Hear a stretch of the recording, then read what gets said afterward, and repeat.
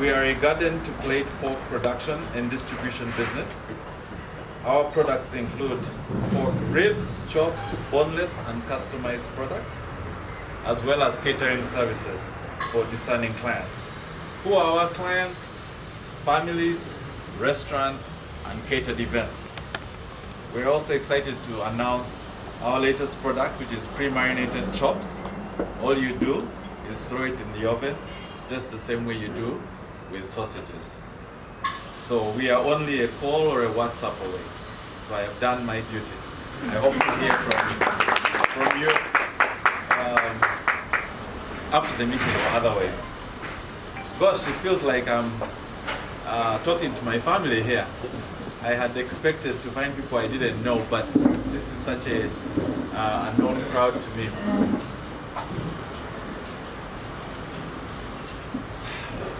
Who am I?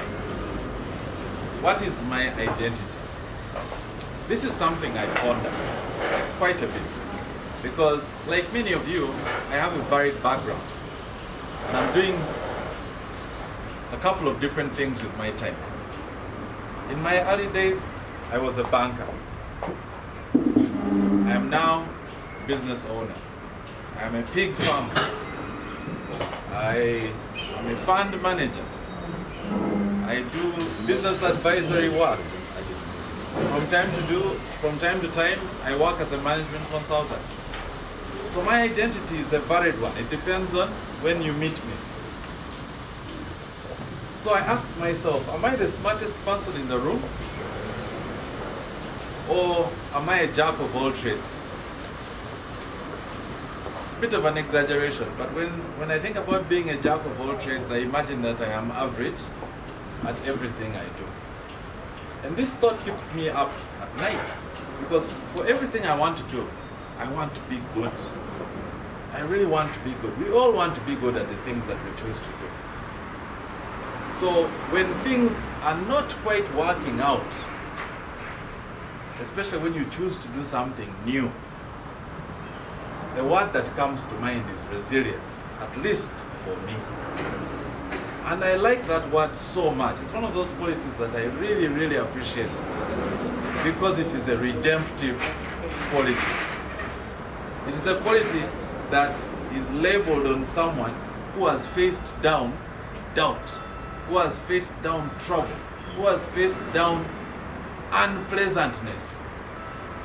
And it is a quality that we talk about after the person has made it through a tough time. So resilience for me is such a positive attribute that it keeps me going. But before we get ahead of ourselves, let's define resilience. Does anyone want to take a shot at defining resilience? What might resilience mean to you? I don't want to go around the room. Faith, help me out. When I think about resilience, I think about staying power in the face of pressure.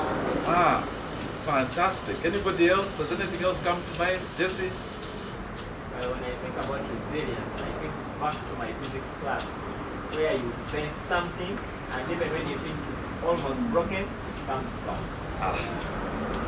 The ability to come back, to exist, to show power. Let me read what Google says, or what Mr. Google says. Resilience is the capacity to recover quickly from difficultness or toughness. On my end, when I think about resilience, I imagine a tennis ball. When you drop a tennis ball, it bounces. If you throw a tennis ball, it even bounces higher. So resilience for me is captured in the metaphor of a tennis ball. It doesn't matter that it has dropped. It doesn't matter that it has been thrown. It'll come back. So, imagine, if you will, that you're a new pig farmer. You have a mother sow, and you have just ordered your first meal. Having experimented, you are now thinking about expansion. So you ordered a meal. The mail is on its way. You're excited because of the future. That was me in 2016. I had my structures, I had my animals, and I was imagining the billions, right? All this money coming in. I knew where the animal was coming from. I sent my employees out to pick it. 2 or 3 hours later, the animal arrived. To my shock, the animal had been tied down like a common criminal. This was a magnificent beast. I had sourced it, I had picked it out myself, but when it arrived on that pickup that morning or that afternoon, it was tied down, strained, stressed. And I had these 4 youth sitting on top of the pickup, you know, applauding themselves. We've conquered this thing, we brought it. My heart sank because pigs cannot take stress for a prolonged period. I could go into the science. So pig has a thick skin. When it feels stress and its heart pumps a lot of blood, it overheats. And as it overheats, that heat cannot escape from its thick skin. So eventually, the auto computer within it starts shutting down organs. So a pig will die of stress more than anything else. 1 hour later, my fears were realized. This beautiful animal had died. 1 million shillings down the drain.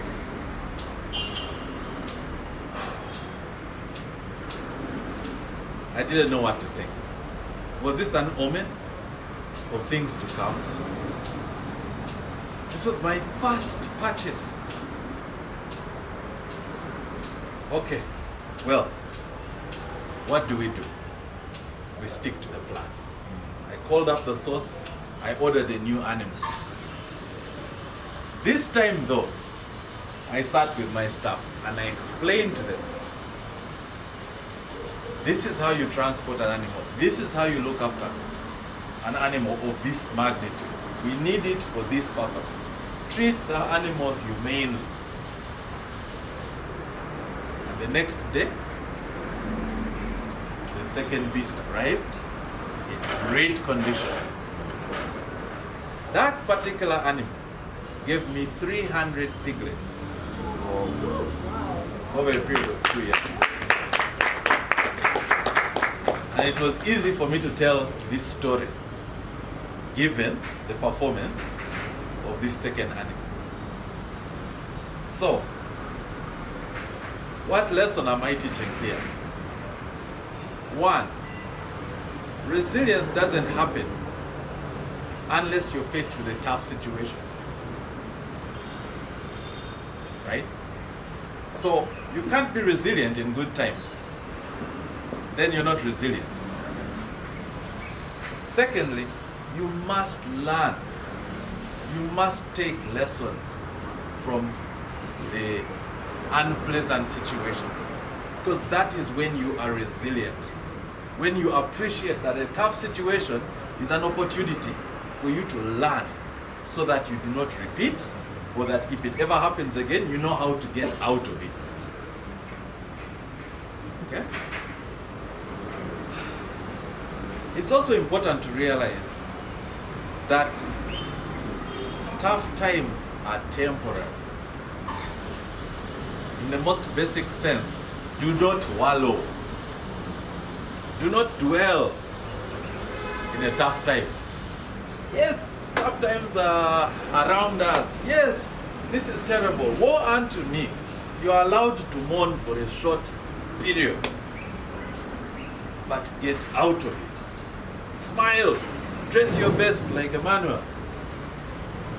You know, smile. Get out there. It is your attitude that is going to affect how you come out of it. Someone said your attitude affects your altitude, right?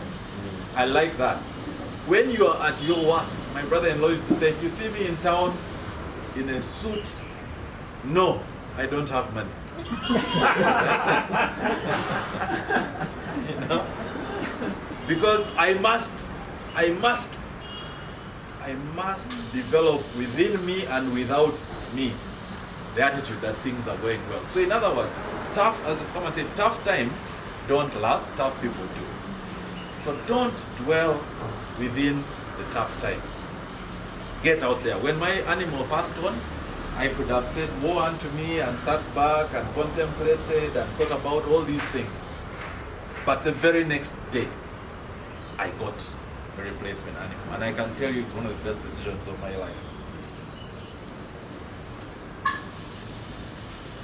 I would also say, in that example,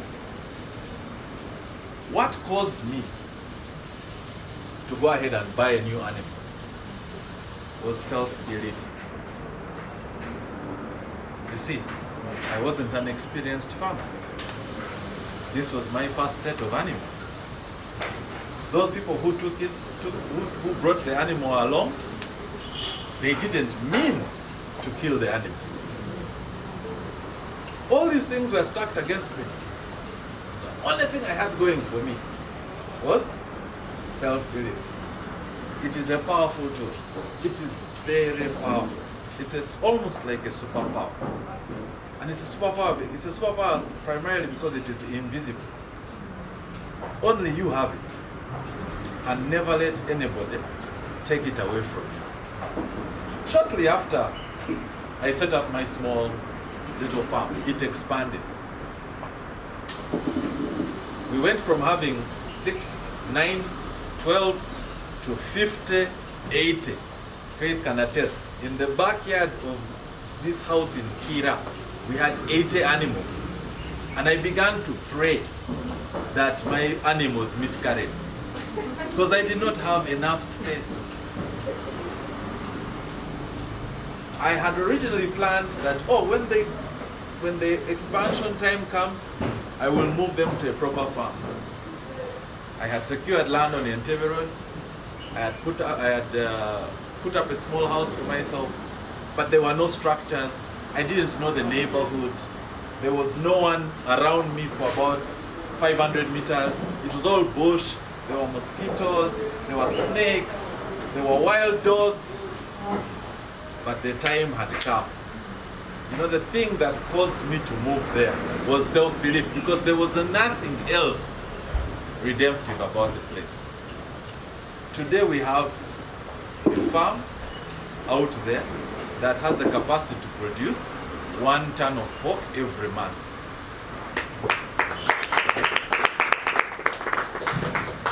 It's very surprising because nothing about that place, nothing about it said it was possible. The only thing that was going on in my mind was self-belief. So understand that within us, we all have the power to motivate ourselves forward. And the circumstances around you do not change that power. That power is within us. We must believe in ourselves. By the way, if you don't believe in yourself, right, who are you going to believe?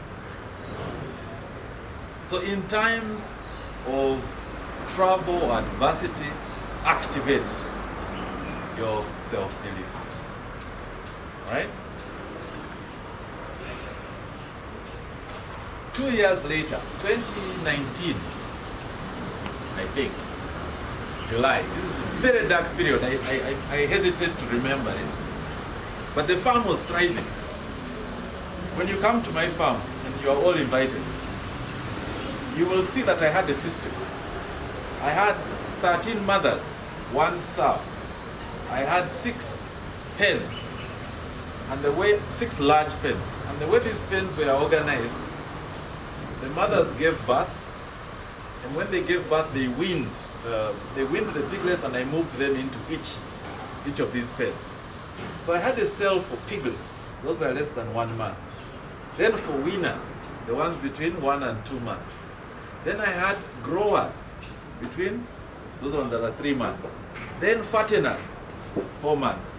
Then finishers, 5 months. Then sellers, 6 months. And in each one of those things, the pens were overflowing. Because it's very hard to find a farmer who can tell you this one is 4 months, this one is 5 months, this one is 2 months. I had that set. I had an escalator, an escalation system. I had 3 staff, I had systems in place. I could tell what was happening on the farm at any one moment. Then I got a call. Sir, one of the mothers cannot stand. I said, say it again. The mother in this cell has failed to stand the whole morning. Everything dropped. Because I knew in an instant what that meant. You see, this was not my first interaction with swine fever. In the 4 years leading up to that period, I had lost 2 farms. I had lost over 60 animals to swine fever. And yet, I had plunged again into the business. And so standing here in 2019, when I thought, now, this is it, I got that call again.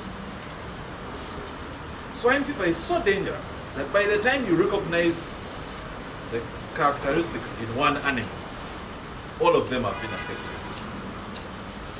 It takes about 14 days to incubate, and then it is super infectious. There's nothing you can do.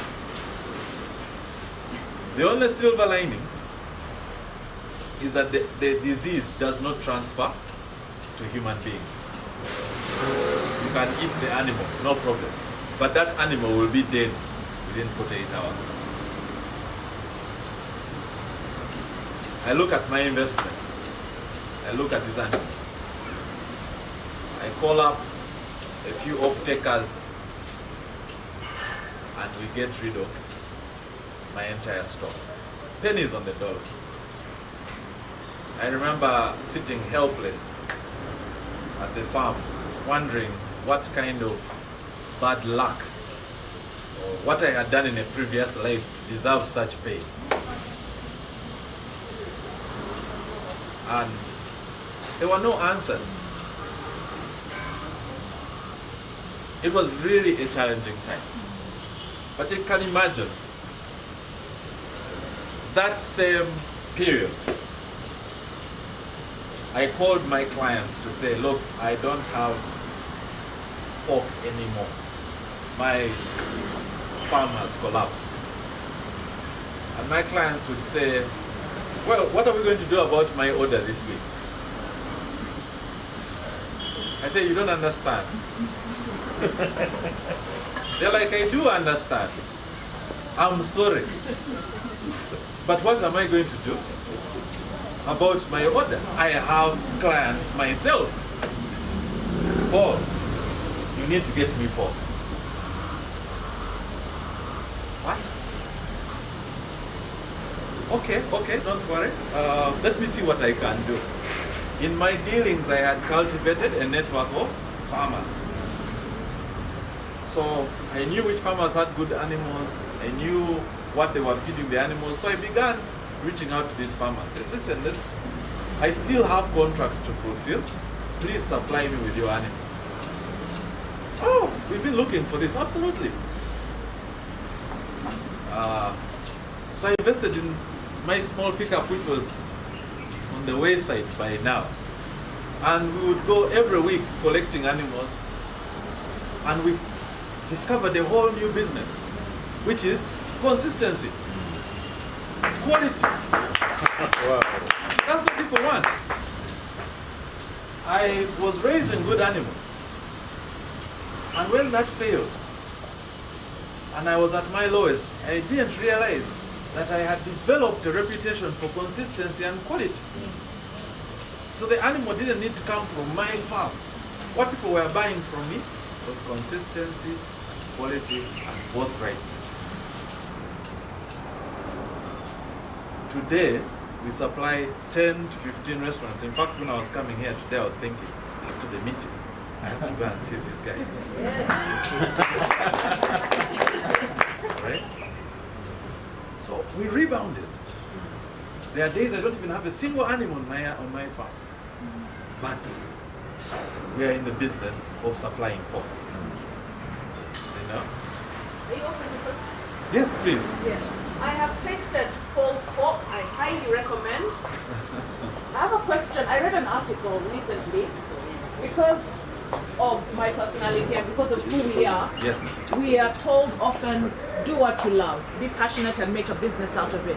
And then there's another phrase, do what you love what you do. Yes. And all of that. I read an article which, from a business coach whom I really admire and who's consistent as well with what she says.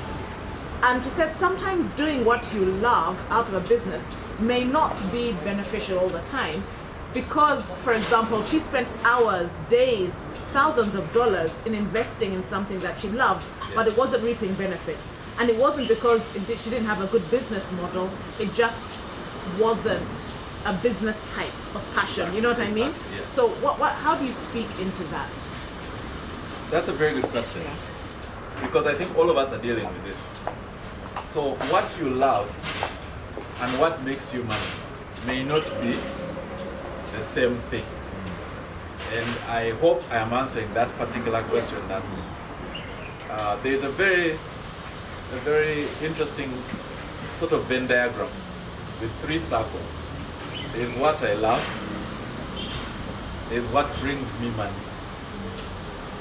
and then there's a third one. I can't quite remember the third one. I'll remember it as I give this. Sorry? What you're skilled at, I think. And then the sweet spot is the one that combines all 3. Yes. Okay? Very rare will you find yourself in the sweet spot. Very rare. And I'm not disparaging hard work. I'm not disparaging a dream. But the reality of life is that, you know, it's not about you. In the most politically incorrect way to say it. It's about what the people want. So you might want to do something, but what people want is something completely different. I wanted to raise quality animals and sell them. I couldn't do that. What people wanted was consistency. So now I go through the process of vetting animals or vetting farmers, which is not something I enjoy particularly, but that is what the people want. So that earns me a living. My boss, a few years ago, used to say, she used to give this advice, and she used to tell this story that what she does, she's an accountant, very senior accountant, making a good living at accounting. But you know what she really likes doing? Is shopping. That's what she really likes doing. Says, I can be in the mall, I don't care that I went to the mall yesterday, I can go back to the mall the next day. And for a long time, she was trying to figure out how to make shopping make money for her. And she came to the realization, I'm a skilled accountant. So I'm going to do accounting in order to feed my passion. All right? So you have to be realistic about what the people want, about what you actually like doing, and quickly come to the realization that, you know, a passion is not based on economic returns. A passion is what it is. If you're a garden, whether there's money or not, garden. That is your passion. But understand that school fees has to be paid. The light bill has to be paid. Understand that, don't be naive. So, you go and work as a cashier the whole day, and then between 5 in the evening and 9 p.m. at night, get your torch and garden, because gardening is your passion. Now, if it turns out that within your passion you can earn money, have at it, but do not be naive. Let me complete what I was saying earlier, but you know, questions should come. Don't feel free, don't feel intimidated or anyway. Let me conclude by recapping what I've been talking about. Let's consider these 4 things. Resilience is not possible unless terrible or adverse circumstances exist. So when terrible adverse circumstances come, do not panic. It's an opportunity for you to exhibit resilience. Tough times do not last. Tough people do. We are all tough people. So tough times come, okay. You know they are temporary. Learn as many lessons. If possible, write it down. What am I learning from this experience? Because the way you have to think about it is, I'm going to tell this story at some point.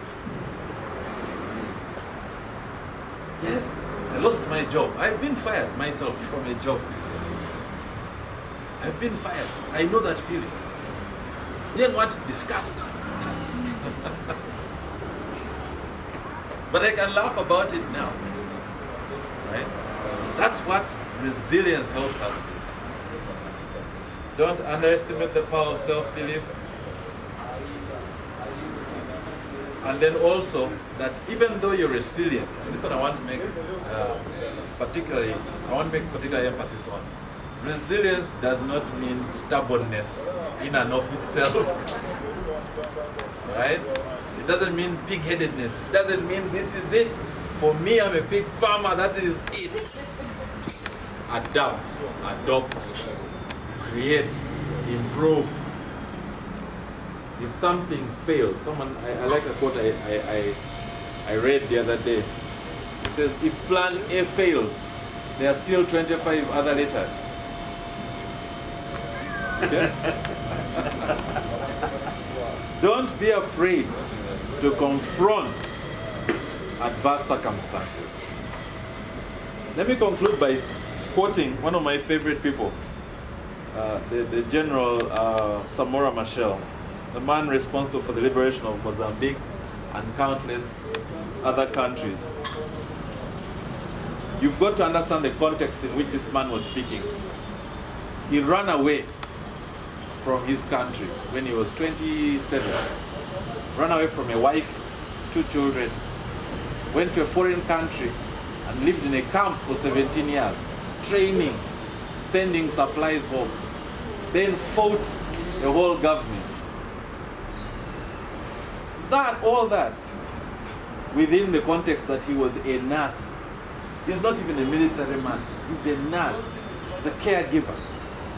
But he led the struggle that ultimately led to the independence of Mozambique. Our own president draws out of inspiration from this general. But his first speech, in his first speech, he ended by saying, "A luta continua." The struggle continues. Thank you very much. Questions?